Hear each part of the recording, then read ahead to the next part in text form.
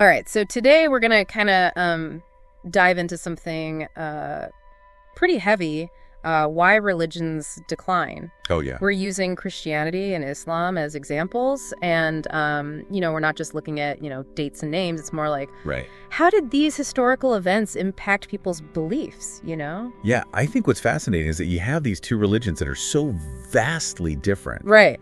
But you see similar patterns Exactly. in terms of decline, and the sources you've gathered, I think, really highlight that well. Yeah, and it boils down to these three major factors that Yeah. we're going to kind of dig into today. And, the first is how religions evolve from these like small, tight-knit communities into massive institutions. Right. And second, the relationship between religion and power Yeah. when faith gets entangled with earthly control. Always a good mix. Yeah, right? Yeah. And then finally, this one's a bit counterintuitive. Yeah. How too much ritual and superstition can actually obscure the original message. Yeah, and what are the consequences of that? Yeah. Not just for the religions themselves, but for individuals and societies. Totally. And that's that ripple effect we always talk about. It's like throwing a pebble in a pond. Exactly. The ripples keep going. Yeah, you'd think more belief equals stronger religion, right? Right. But clearly it's more complicated than that. More to it. Yeah, so much more. So let's start with that first factor. Okay. Becoming an institution, it's wild to think how different early Christianity and Islam were. Yeah. These were small groups intensely focused on their teachings before things got, bureaucratic. Yeah, that's the key point, is that shift from intimate communities to large, organized structures. Right. And that's where things start to get interesting. Totally. And potentially problematic. Take early Christianity. Okay. The sources describe it as decentralized, all about spreading Jesus' message of love and compassion. Uh-huh. Then as the Roman Catholic Church rises to power, Yeah. you see this centralization of power, Right. a strict hierarchy emerging. And let's face it, a lot of wealth accumulated. There's a papacy. The papacy, yeah. It's a far cry from a humble carpenter preaching to fishermen. It is. And on the Islamic side, you have this incredibly close community Right. formed around the Prophet Muhammad's teachings. Mm-hmm. But within a couple of centuries, things change dramatically. Yeah. You have the rise of caliphates, the Sunni-Shia split. Right. It makes you wonder, was this inevitable as the religion grew? Did the focus shift from spiritual matters to acquiring power? That's the question, Mhm. right? And it gets to the heart of why institutionalization Right. can be a double-edged sword. Because on the one hand, Uh-huh. structure and organization can help a religion grow and spread its message. Yeah. But on the other hand, it can lead to a focus on power and control Yeah. and potentially overshadowing the original spiritual core. It's like the religion becomes more about maintaining itself Uh-huh. than about the beliefs it was founded on. Yeah. Which leads us to that second point, the pursuit of earthly power. Because it's not just about being organized, right? Right. Some religions actively sought to control the world around them. They did. And the sources suggest that this often backfired. Oh, yeah. It can be a slippery slope. Ah, And that's where we see religions potentially straying from their original purpose. right. Having beliefs is one thing. Yeah. Enforcing those beliefs through force or coercion Huh. is quite another. Right. That's where things get really ethically murky. Yeah, The Crusades are a pretty stark example of this in Christianity. they are. I mean, were they truly about spreading the faith? It's a good question. Or were they more about territorial expansion and political dominance? Right. And then you have the Inquisition with its use of fear and intimidation Yeah. to maintain control. Uh-huh. It's a far cry from the message of love and forgiveness It is. that Jesus preached. Yeah, and while the sources acknowledge the cultural and scientific achievements of the Ottoman Empire, Right. they also point out how it ultimately became more about conquest and imperial control Uh-huh. than adhering to Islam's message of peace and submission to God. Yeah. So it raises the question, Sick? can a religion maintain its spiritual integrity Right. while simultaneously pursuing worldly power? Tough question. And it's not just ancient history, right? Right. We see examples of this today with yeah. some Islamic states. Yeah. They're criticized for using religious laws to suppress dissent and restrict individual freedoms. Right? It seems like this recurring theme when religion gets too intertwined with political power. Yeah. Its spiritual essence gets diluted, Tor- if not completely corrupted. So what happens to people Mm. when they see this happening within their own faith? That's a great question, and that leads us to the psychological impact of these historical shifts, Okay. which I think we should dig into a little bit more. Yeah, let's do it. So we'll take it from there. Sounds good. All right. Yeah, it's interesting you say that, because that disconnect between what a religion should be and what it actually does can be really jarring for people. Yeah, right, because we've been talking about these big historical shifts, Right.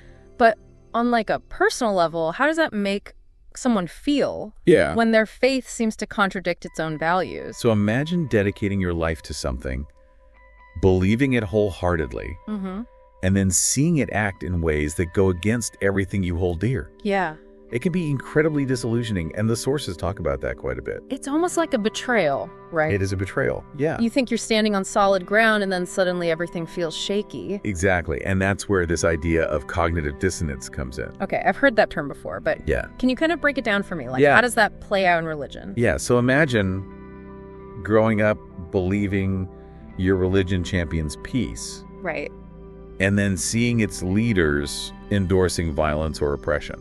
That conflict, that struggle to reconcile what you believe Yeah. with what you see, Uh-huh. that's cognitive dissonance. Right. And it can be really unsettling, even traumatic. So it's not just about like losing faith in the institution. It's Right. about questioning your own beliefs. Yeah, your own values. Yeah, that's heavy stuff. It's heavy stuff. And the sources also talk about how this kind of disillusionment leads to Yeah. some pretty intense emotions. Absolutely. Right. You know, anger, betrayal, confusion, Yeah. even grief.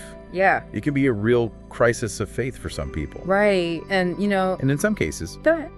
particularly when religious authorities use force or intimidation to maintain control, Uh-huh. it can actually lead to lasting trauma. Wow. Like the sources mentioned this idea of like spiritual PTSD Yeah. from these kinds of experiences. It makes you realize this isn't just some like abstract historical process. Like Yeah. this has real consequences for real people. Right, and those individual experiences then feed back into the larger societal impact, Exactly. which the sources also get into. Okay, so let's shift gears a bit Right. and talk about that third factor you mentioned.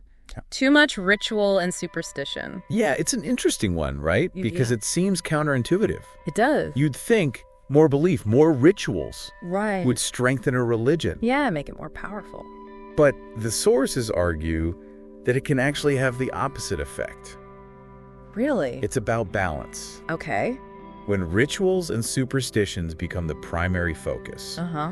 the deeper meaning and purpose of the religion can get lost. It's like getting so caught up in the steps of a dance Right? that you forget to actually feel the music. I love that analogy. It works, right? It's perfect. And we see examples of this We do. in both Christianity and Islam. Yeah, for instance, in medieval Christianity, you had things like indulgences, Right. where people could essentially buy forgiveness for their sins. And wasn't there a huge emphasis on relics and ceremonies? And, Oh, yeah, all that pomp and circumstance. like, it feels very far from the simple teachings of Jesus. Yeah, and the sources suggest that this focus on outward displays of piety Okay. may have actually overshadowed that core message. Of, like, love, humility, compassion. Exactly. Okay. You know, it created this gap between the ideals of the religion Right. and the way it was being practiced. And that gap, that disconnect ultimately led to the Reformation.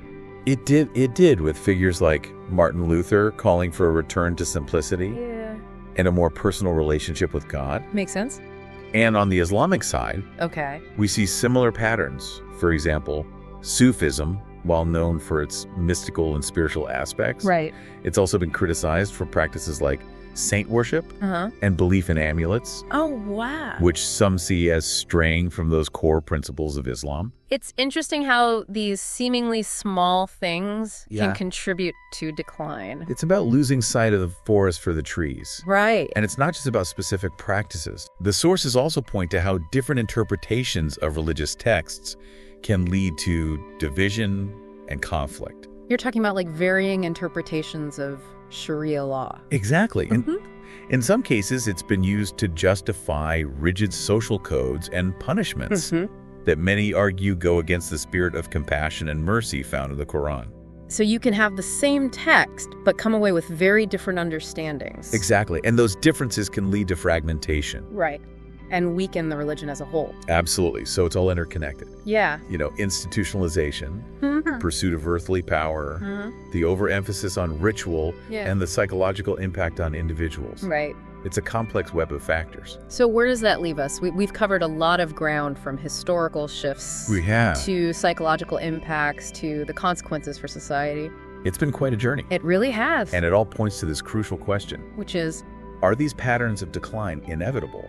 Are all religions destined to go through these cycles of growth, power corruption, and ultimately decline? that's a big question. It is a big question. It's a lot to process. We've talked about how institutions can kind of stray from their original purpose, how power can corrupt, Right. and how even seemingly small things like focusing too much on rituals Right. can contribute to decline. Yeah, and we've seen how these shifts impact individuals, creating that disillusionment and doubt Right. and even trauma, Yeah. and then how those struggles kind of ripple outwards and affect entire societies. It's a pretty sobering picture. It is, yeah. It's a lot to take in. But I'm also wondering, are these patterns inevitable? Are all religions destined to follow this path, you know? That's the big question, right? And I don't think there's a simple answer. Okay. The sources do offer some potential solutions. Okay. Some ways that religions might avoid Okay. or at least mitigate these pitfalls. Like what? Give me some hope. Well, one idea that comes up is balance. Okay. Finding that sweet spot between structure and spontaneity, between tradition and personal interpretation. Yeah. It's about recognizing that religions need to evolve to stay relevant, Right. but they also need to hold on to their core values. So not clinging rigidly to the past, Right. but also not abandoning tradition altogether. Exactly. Finding that middle ground. The middle path. The middle path. Yeah. And it's also about fostering a culture of critical thinking within the religion. Oh, interesting. Encouraging people to question, Oh, okay. to seek deeper meaning, to engage with their faith on a personal level rather than just blindly accepting dogma. It's like that saying, right? That unexamined life is not worth living. Exactly. Maybe the same applies to faith. Maybe so. You need to wrestle with it. Yeah, you got to wrestle with it. For it to really have meaning. Absolutely. Yeah. And the sources also emphasize transparency and accountability, Okay. especially within religious institutions. Makes sense.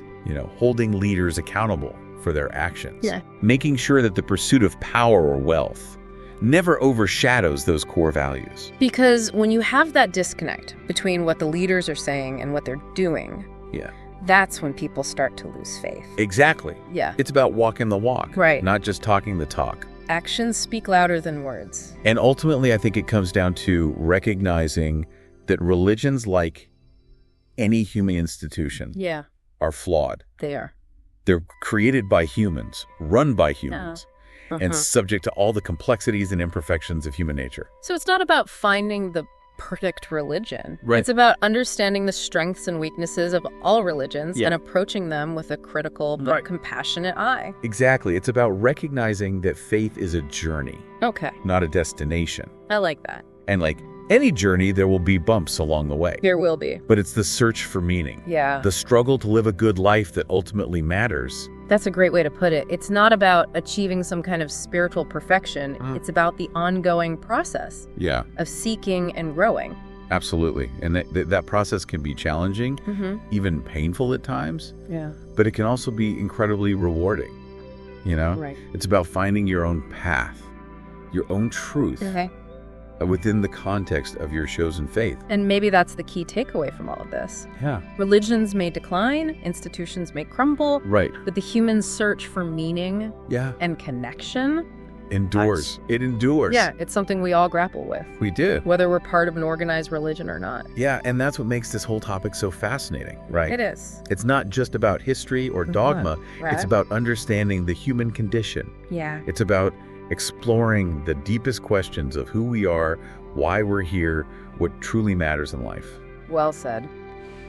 Well, on that note, I think we've reached the end of our deep dive for today. Yeah, it has been a thought-provoking journey, It has been. to say the least. It really has. So, until next time, keep seeking, keep questioning, Yeah. and keep diving deep into the things that matter most. Couldn't have said it better. Myself and all of you listening, thanks for joining us. Yes, thank you. We'll see you on the next deep dive.